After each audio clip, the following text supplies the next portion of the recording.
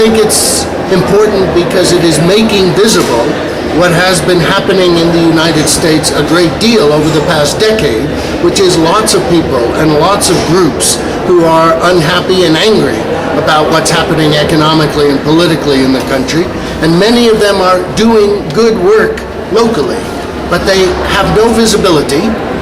They've disappeared from the national press, and they often don't know that the other groups exist.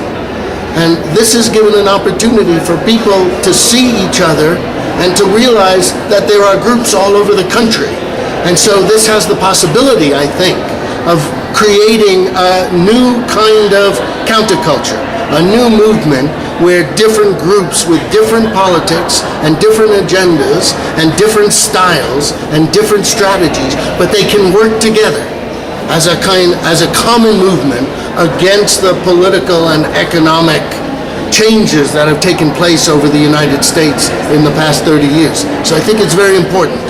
I think it represents the coming together of different generations, although the generation from the 90s and the next decade of the anti-globalization movement and the new generation of students and activists are leading this. But three things have to happen for it to become a new social movement. One is it has to have a sense of unity. Not structure, but unity.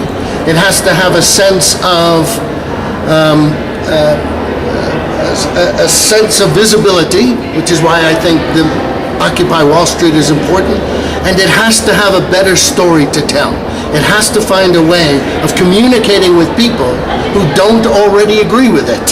Right? If you're going to win in these countries and around the world, you can't only win by having the people who agree with the left continue to agree with the left. You have to get people who don't yet agree with the left to agree with the story you are telling about what's happening in the world and about what a better world might be like and how it's possible.